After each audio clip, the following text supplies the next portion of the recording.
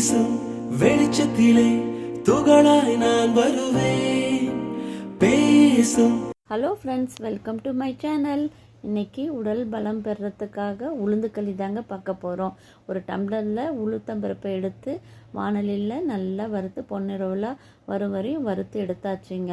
அதை ஒரு மிக்சி ஜாரில் போட்டு அதை பொடி பண்ணி ஒரு பாத்திரத்தில் மாற்றியாச்சுங்க. அதை கொஞ்சோண்டு தண்ணி ஊற்றி கட்டி இல்லாமல் கலந்துக்கலாங்க. அப்படியே மாவு தண்ணியில் போட்டோம்னா சுடு தண்ணியில் போட்டோம்னா கட்டியாகிடும்னுட்டு அது முதல்லையே கொஞ்சோண்டு தண்ணி ஊற்றி கலக்கியாச்சுங்க. அப்புறம் அந்த டம்ளர்லேயே 1.5 டம்ளர் வெல்லம் எடுத்து வச்சுக்கோங்க. எனக்கு கொஞ்சம் மீடியம் சைஸ் வெல்லம் போதுன்றதுனால 1.5 டம்ளர் போட்டால் நீங்கள் வேணால் 2 டம்ளர் போட்டுக்கலாம். 1க்கு 3ன்ற அளவுக்கு தண்ணியும் ஊற்றிட்டாங்க. அதை ஊற்றி நல்லா கொதி வந்த உடனே கரைச்சி வச்ச உளுந்தையும் அதில் போட்டு கலக்கணுங்க. அது கொஞ்சம் கைவிடாமல் கலக்கணுங்க, இல்லைன்னா கட்டிக்கும்.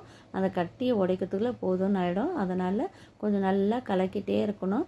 சுரண்டு வரும்போது கொஞ்சோண்டு உப்பும் ஒரு சிட்டிகை உப்பும் போட்டுக்கலாங்க. ஏன்னா வெள்ளத்தின் சுவையை கூட்டுறதுக்கு அது உதவுன்றதால ஒரு சிட்டிகை உப்பு போட்டாச்சுங்க. அப்புறம் வெல்லம் கொஞ்சம் கொஞ்சமாக போட்டு அதை கலரிக்கலாங்க. மொத்தமாக போட்டோம்னா அப்படியே உருண்டை கட்டிடும்.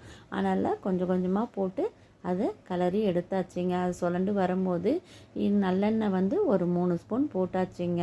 இந்த உளுந்து நம்ம பிள்ளைங்களுக்கு மாதவிடாய் காலத்தில் கொடுக்கலான்றது செய்கிறதாங்க மெயின்.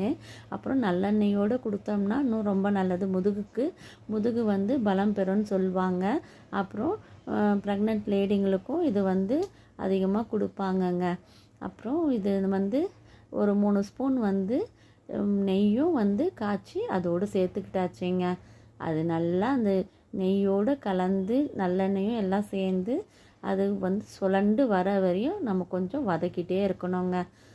அது கொஞ்சம் கிளறிக்கிட்டே இருந்தோம்னா கொஞ்சம் அது அடி தட்டாமல் வருங்க. அப்புறம் கொஞ்சம் நேரம் அதை மூடி வச்சுட்டு எடுத்தோம்னா அது நல்லா வதக்கின பின்னாடி நல்லா அதை பாருங்கள், இந்த பதத்தில் சுழண்டு வருங்க. வேணும்னா நம்ம நெய்யில் முந்திரி பாதாம் வறுத்து போட்டுக்கலாங்க. நான் பாதாமை மட்டும் துருவி போட்டுக்கிட்டாங்க. இது கொஞ்சம் மெண்டு சாப்பிடும்போது நல்லா இருக்குன்றதுனால துருவி போட்டிருக்காங்க.